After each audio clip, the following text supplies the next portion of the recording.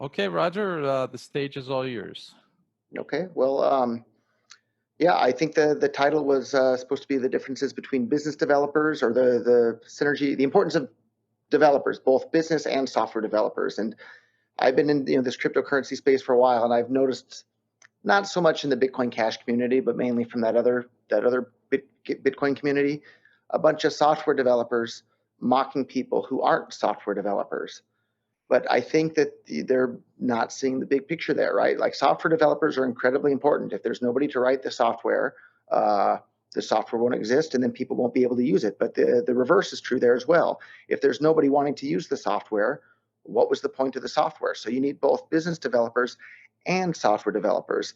And where the business developers, I think, are so important is that they have a much, to make broad generalizations, business developers have a much better sense and finger on the pulse of what it is that users actually want to be able to use in their daily life. And so, like, an example of this that we've seen in Bitcoin for a while now, you'll see a lot of these, software developers say, "Oh, it's easy to calculate the fee. You just look at the current state of the mempool, and then you see, what that is and what the other people are bidding in the mempool, and then you can see, okay, what price do I need to pay in terms of satoshis per byte, and then you calculate, oh, my transaction has 5 inputs, so it's going to be a little over a kilobyte, so that means I'm going to have to pay this many satoshis times that many kilobytes, and calculate it all out." And, like, for software developers, maybe sometimes that's fun or interesting for them.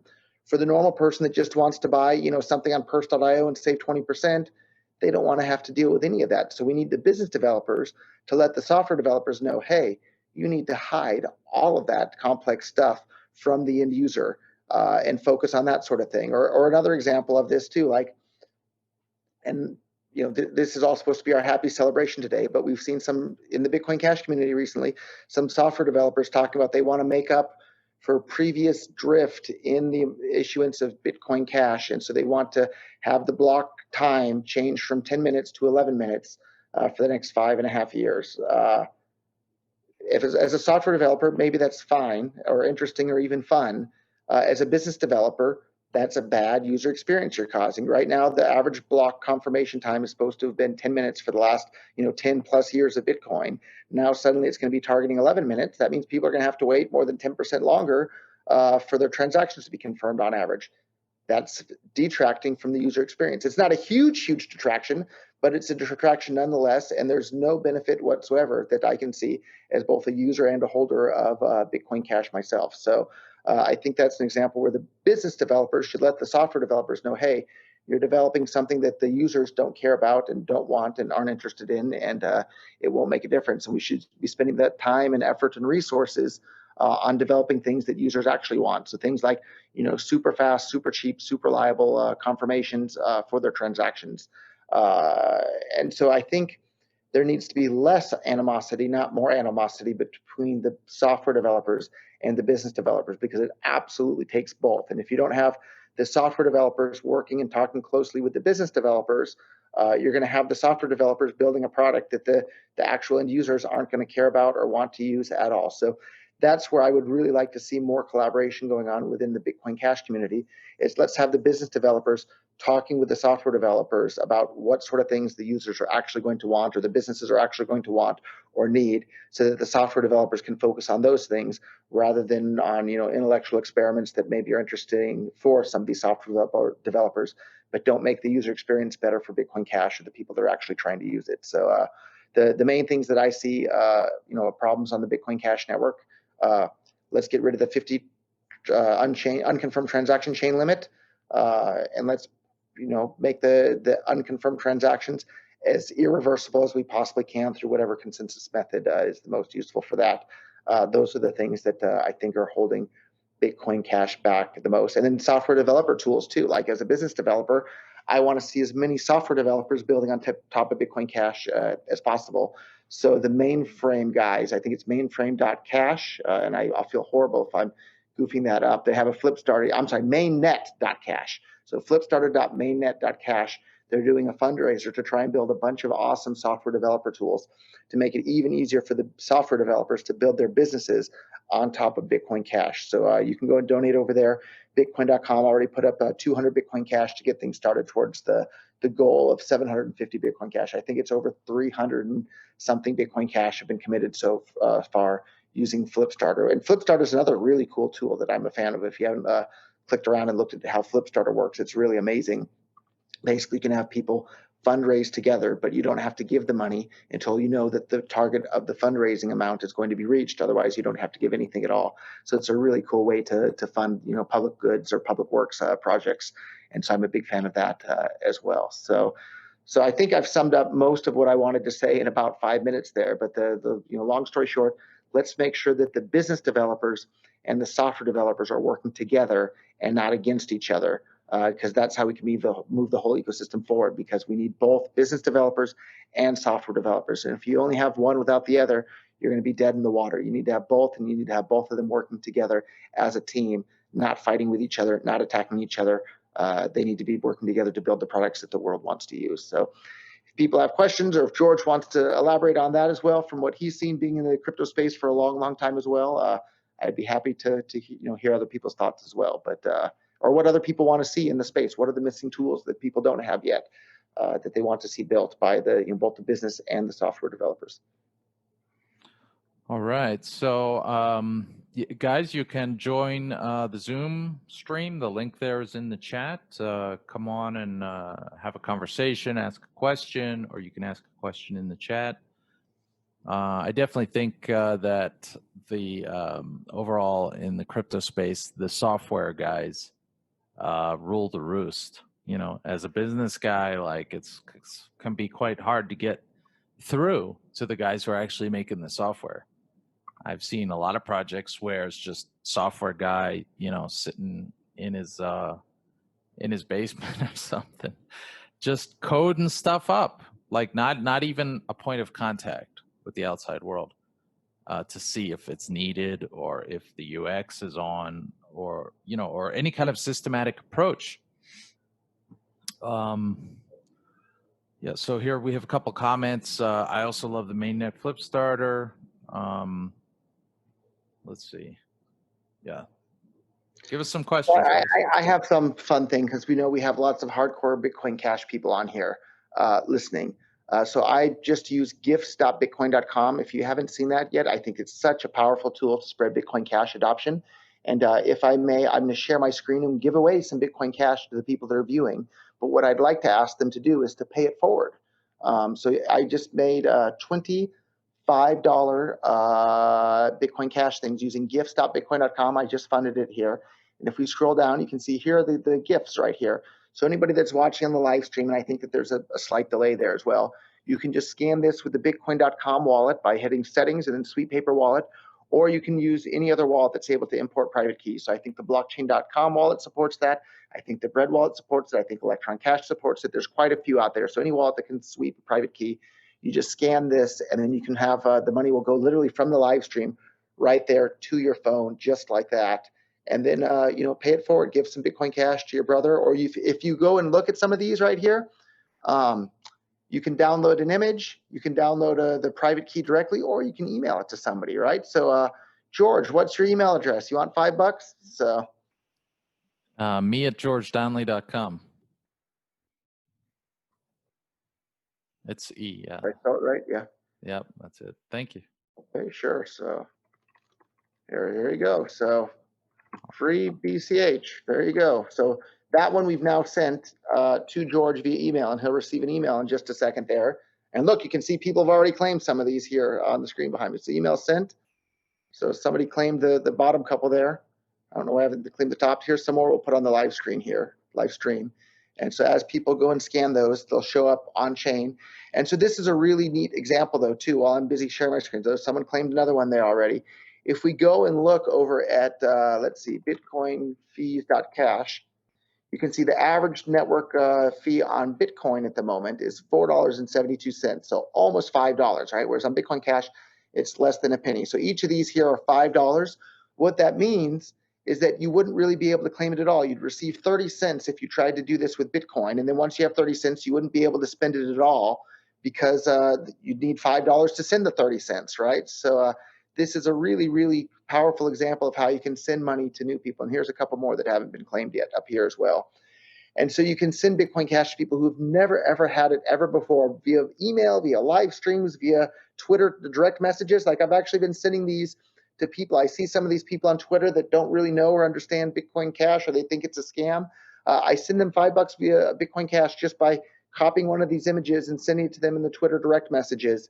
And you can't do that on Bitcoin. It's simply not possible. So I think a lot of people just don't understand the power and the convenience of on-chain transactions just like that. So you can see almost all of them have been claimed here as well, although here's a few more that people haven't claimed. So anyhow, get out your phone, scan those, you can claim those, and there's another one got claimed. So it's really neat. You can see in real time as people manage to claim these things. I think that's a really big deal for the world. So anyhow, I ask you guys that are claiming this out there on the live stream, pay it forward, right? Send this $5 to other people. Send it to, via direct message on Twitter, send it via email. And the really, really cool part about this though too, is you'll notice it says claim by September 1st, 2020. If nobody had claimed these by a month from now, the money goes right back to my wallet or whatever wallet you specify when you set this up using gifts.bitcoin.com. You can specify a refund address. And the way that works is bitcoin.com never has your private keys. All bitcoin.com does is they keep a signed transaction to send the money back to your wallet. And so if nobody claims the money a month from now or whatever time you specify, bitcoin.com will then broadcast that signed transaction to the network to send the money back to you. If somebody already has claimed the money, that transaction is invalid. If nobody's claimed the money, it's a valid transaction and the money goes back to you. So I can't wait for next Halloween. I'm going to be giving all of these to trick-or-treaters that show up at my house. Every single trick-or-treater is going to get some Bitcoin Cash, in addition to candy, of course. And if they don't claim it, the money comes back to me, so I don't have to worry about it like that. So it's a really, really powerful tool to give more Bitcoin Cash to people out there in the world, just like that. And yeah, I guess we'll stop sharing my screen there and see what other people want to say or think about or go from that. I think that's such a powerful tool to spread adoption. I'm using it every day to share Bitcoin Cash with people around the world and send it to people via email that have never had any Bitcoin Cash ever before. It's such a great way to do that. So do you get any feedback on what people do with it? So occasionally people have. Actually, one of the most interesting pieces of feedback I had recently was from a guy that I hadn't bumped into for more than 20 years, actually, and he emailed me. And he said, Roger, do you think you were at Santa Clara University around 1999 or 1998 at a debate on the income tax? And were you giving out books on economics to the people that were at the debate? And he described the situation there, and absolutely, it was me. I was giving out, I think, economics in one lesson, or maybe the Wealth of Nations by Adam Smith. Anyhow, this kid was like 15 years old who was at the debate, and I was only maybe 18 or 19 or 20 years old there. But apparently, he remembered the guy's first name was Roger, and then he saw me in the cryptocurrency space and everything that I was saying and doing. He reached out to me and he said, do you think that was you? Are you the same Roger that gave me this book? And it said him, it changed his whole, or it definitely influenced his whole path in life. And he wound up studying all sorts of economics. And now he's like, I think, a philosophy professor at a university, but a big time libertarian guy at this point, because he received a free copy of, I think he said it was The Wealth of Nations by Adam Smith from me there. But I thought it was interesting that, 20 plus years later, he reached out to me and said, are you the same Roger that gave me this book when I was 15 years old, 20 plus years ago at Santa Clara University, when I think he was a junior high school student at the time, or maybe, freshman in high school when he was there visiting. And I'm sure it was me, because I was there, and I know I had bought a bunch of books with my own money to give out to people because I wanted to spread these ideas. So it was really neat how, it kind of comes full circle. And now this guy's a big Bitcoin Cash fan as well, and doing things out there in the cryptocurrency space as well. So it's kind of you never know what seeds you plant in the world that are going to grow into big giant trees. And he's a university professor now, I think, and so he's spreading these ideas to his students there as well. So it's really fun to see the way that this sort of thing can spread across the world. So I really invite you. Halloween's coming up; it's not that far away. Give every single trick-or-treater a little bit of Bitcoin Cash in addition to some candy, and you never know what seeds are going to be spread, right? Maybe it won't be the trick-or-treater itself. Maybe it's the father or the mother or the uncle or aunt of the trick-or-treater. but you never know what seeds are going to be spread. And so all the time too, I see people that contact me, or I see them posting online and said, Roger, I met you at PorkFest in 2012 and you gave me some Bitcoin, or I met you somewhere else and you gave me some Bitcoin, and it's changed my whole life. Thank you for doing that. So like, yeah, I'm doing that, but I want all of the rest of you to do that too. So please help us out in doing that, because you never know what's going to get started just by doing that. A simple thing like giving away some Bitcoin Cash to people that you've never met. So pay it forward, please. So you're not just Bitcoin Jesus going around handing out Bitcoin, but also Adam Smith. If I could have chosen the name myself, I think maybe like Bitcoin Johnny Appleseed would be a little bit more appropriate. I'm trying to plant the seeds of cryptocurrency adoption around the world. So we have a question from the chat. What are your favorite SLP token projects? Security tokens, without any doubt whatsoever. But there's some legal barriers to launching those sorts of things that I'm actually busy working on trying to overcome those legal barriers, so that the entire world can go and do SLP security tokens that are, people in any country can be allowed to buy fully legally without any problems there. So I think that's my favorite. At the moment, probably the most, love or hate Tether, or believe them or don't believe them for their reserves, but like I think Tether on SLP is a really, really, really big deal. So if you've ever been using Tether on Ethereum or some other chain, swap out your Ethereum ERC20 tethers for SLP tethers, and then ask the different businesses that you're doing business with, say, hey, can you support SLP deposits for Tether or withdrawals for Tether? And I think that'll really make a big deal, because Ethereum's awesome. I love Ethereum. I don't have anything bad to say about Ethereum other than they're actually having real network congestion problems. In the Ethereum, I think I made an Ethereum network transaction this morning, actually, and let me pull it up and see. I think that I don't have it open right now, but I think the fee was a whole $1 to make a transaction on the Ethereum network there as well. Whereas if I could have done that on Bitcoin Cash SLP tokens, it's 20th of a penny. So, and then I'd have an extra $1 that I could give away on a live stream to people in Bitcoin Cash as well. So $1 saved, or a Bitcoin Cash saved, is a Bitcoin Cash earned. So anything you can do to save some additional crypto in that sense is a good thing. Right. Another question. What would you like to see happen by next year's BCH Fork Day anniversary? So probably not the answer people are expecting. What I would like to see happen, which I think would just be so philosophically interesting. So like, if you know anybody, get the word out. So like, first of all, the Silk Road was an amazing thing that got Bitcoin started. If it wasn't for the Silk Road, I don't think cryptocurrency would be anywhere near where it is today, if anything at all. Like, that was an absolutely amazing catalyst to start all of cryptocurrency. And it's an absolute travesty what's happened to, Ross Holbrook for setting up this amazing website that allowed people to be able to buy and sell things without needing permission from government.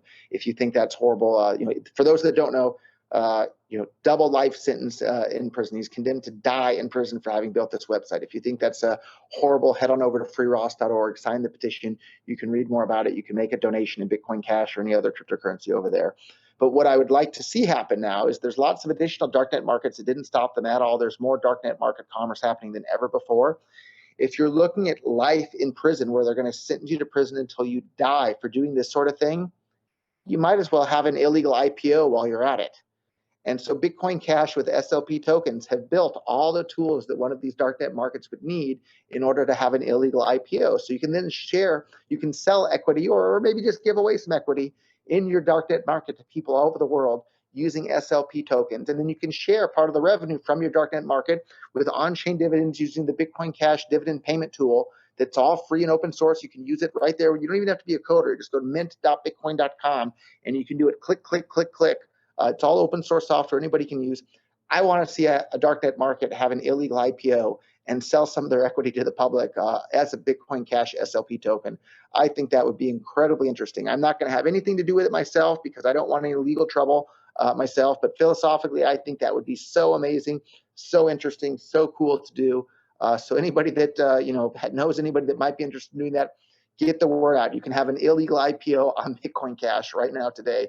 I think that's really, really interesting. And I think it's going to be kind of the same thing. We're starting to see the end of the ability for governments to control the flow of capital. Soon we're going to see the end of government entities like the SEC have the ability to control who has IPOs and who sells equity and in what sort of businesses. And again, buyer beware, right? Don't invest in some sort of shady IPO on the internet for somebody.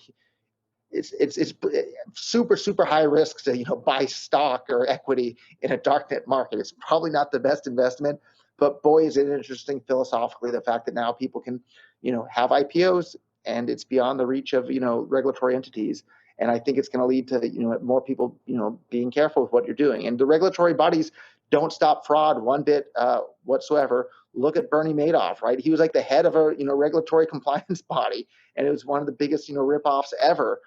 So don't think that it can't happen with these regulatory bodies. It happens all the time, and it'll happen with cryptocurrency related things as well. So like at the end of the day, it's up to the end user to be really careful with what they do with their own money. Don't lend millions of dollars or even $100 to strangers on the internet. Be really careful with that sort of thing. But that's what I would like to see happen by next year, because I think it would drive another huge wave of cryptocurrency adoption around the world when people realize that you can have equity markets beyond the control of any jurisdiction, and it can't be shut down, can't be frozen. People can pay the dividends right there on chain to anybody who wants to receive them or anybody that owns the tokens. So it's a really big deal that I think people haven't fully realized just how powerful a tool that is. So that's what I'd like to see happen. I think the question was probably geared more towards the Bitcoin Cash protocol itself. So to answer that question, what I would like to see happen by next year, I'd like to see the 50 unconfirmed transaction chain limit raised to a lot higher or gotten rid of altogether. And I would like to see the block size raised to something significantly bigger than 32 megabytes. Let's get it up to a gig or multiple gigs with or no limit or adjustable limit. And then you can have a soft cap where all the miners are just running off software that's configured. Okay, we're not going to make blocks that are bigger than 8 or 32 or 64 megabytes, but we know that it's already built right there into the protocol where they can just remove their soft limit to be as big as it needs to be as the network grows and as the software is improved. Just like Bitcoin had in the early days, they had the 1 megabyte limit, but all the miners were running nodes that limited it to 100 kilobytes or 250 kilobytes or half a megabyte before they finally bumped into that 1 megabyte limit.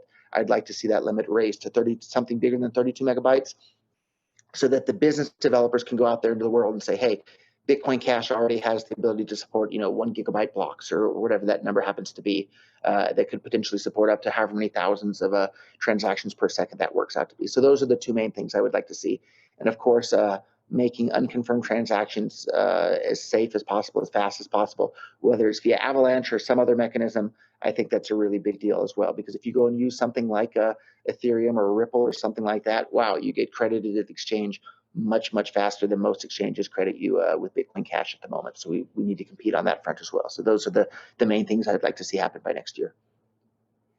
Okay, Z-Way asks, what do you think of building DeFi on Bitcoin Cash? Yes, and more yes. Go and take a look at the general protocols guys that are working on exactly that.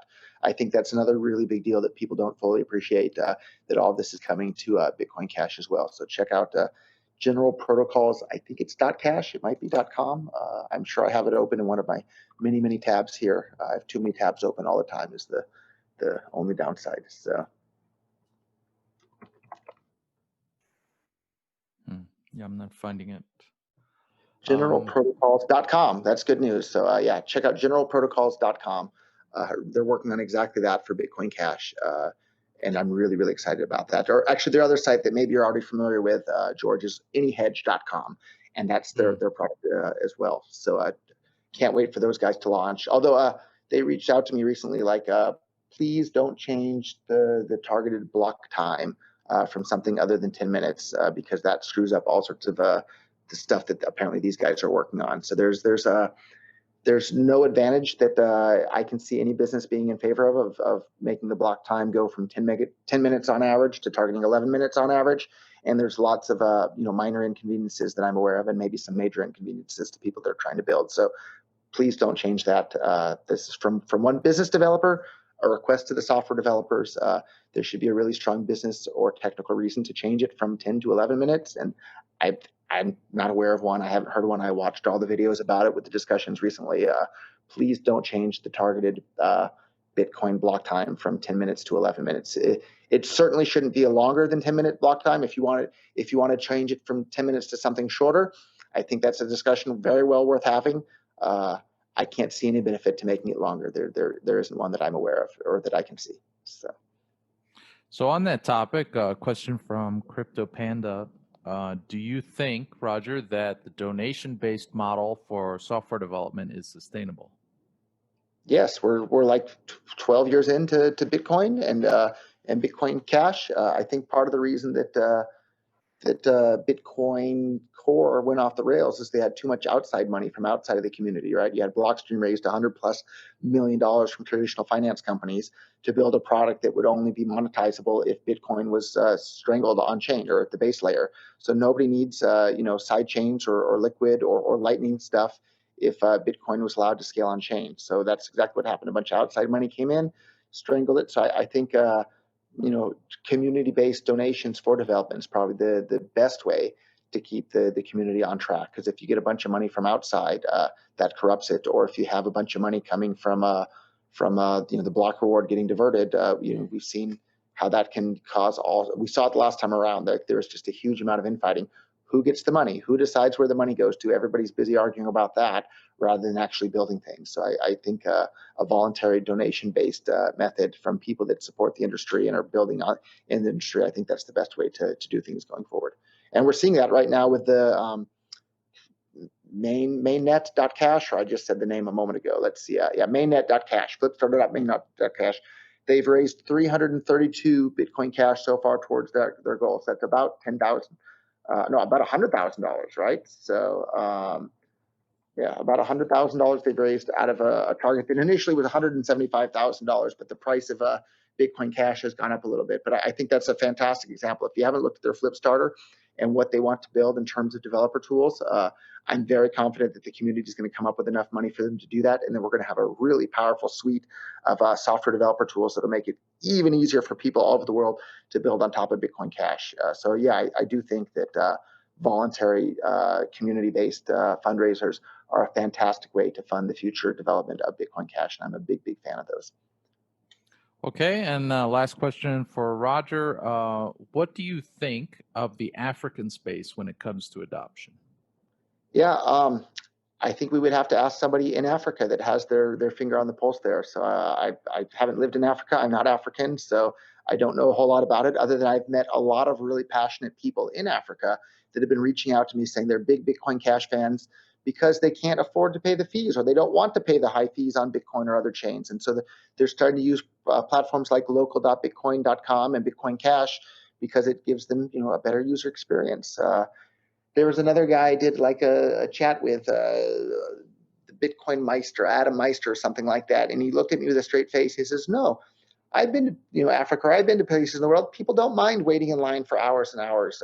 They don't care at all." And like I thought, what world are you living in to think that people don't mind waiting in line for hours in other countries? Nobody wants to wait in line, and they don't want to wait in line at a bank, and they don't want to wait in line on the blockchain for inclusion in a block, and they don't want to pay high fees at the bank, and they don't want to pay high fees for inclusion in a blockchain either. They want fast, cheap, reliable payments, and that means not having to wait. And Bitcoin Cash is fantastic at delivering those things, and that's why we're seeing more people in Africa and around the world starting to pay more attention to Bitcoin Cash because it provides a great user experience, but it needs to provide a better user experience, not better than just Bitcoin or not just better than the banks, but better than all these other cryptocurrencies out there. So we need to really focus on building that infrastructure and doing that. And I think we're doing a pretty good job, but let's pick up the pace and do it even faster. And to be honest, I feel like a lot of people spend too much time talking about things rather than doing things. I'd like to see more doing than talking.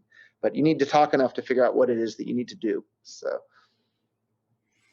Indeed, people in the developing world are not fans of waiting in line any more than anybody else. And in fact, all the bureaucracy here that causes people to wait in line, it just wastes people's lives away.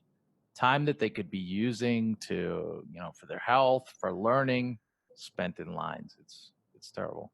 there was another book I read, 20 plus years ago, and I think it was this book that had the concept, and it was The Mainspring of Human Progress by Henry Grady Weaver. And it's not a very well-known book, but it was a really interesting eye-opening book. And in that book, he talks about how each human is, alive or has, 24 hours in a day. You need to spend, 6, 7, 8 of those hours sleeping. So then you have another, 18, 16, somewhere in that ballpark of hours each day. And he talks about human energy, right? You have a certain amount of human energy that you're able to expend to do things each day. And if you have to spend part of that human energy waiting in line at a government office for something or other, or waiting in line at a bank for something, or doing something, that's human energy that wasn't able to be expended to make more banana chips, right, or grow more peanuts or nuts and package them up in somewhere. It's human energy that was spent doing something that's no longer available to be spent doing something else. If you spend a bunch of time rounding up a bunch of people who smoked pot and then put them in prison for decades, that's however many millions of man hours, or some huge number of human energy that's no longer able to be used to actually make the world a better place, because it was diverted to doing something that doesn't make the world a better place. And so it's true with all these cryptocurrencies. You want to make them as fast and cheap and reliable, as convenient as possible, so that you have to spend the least amount of human energy focusing on that, and then you have human energy available to figure out how to build a better car, or a better rocket to go into space, or a better internet system for the world that's orbiting in space for people. So like, we want to enable the most efficient use of human energy around the world for as many people as we possibly can. And cryptocurrencies are a huge step forward in that, but we need to improve them from where they are already, just like we need to improve everything else. So anyhow, it was a fascinating book that influenced my view of the world and human energy. The Mainspring of Human Progress by Henry Grady Weaver. I'm sure you can buy it for 20% off on purse.io with your Bitcoin Cash. So. All right, excellent. Thank you very much, Roger Ver, founder of Bitcoin.com. You're welcome to hang around. We're going to do a panel on adoption next, or I'm sure you're very busy. I think I'm going to have some breakfast, but I'll be listening to the panel on adoption and be eager to hear what other people think need to be the areas to focus on. And George, I just want to thank you for being such an amazing spokesperson for Bitcoin Cash and Bitcoin ABC. You do such an amazing job, and I feel the passion that you have for your involvement in the space every day. So I'm truly appreciative and grateful to you for that. So thank you for that, and keep up the amazing work. And I look forward to seeing what you do next. Thank you very much, Roger. Thank you. See you. See ya.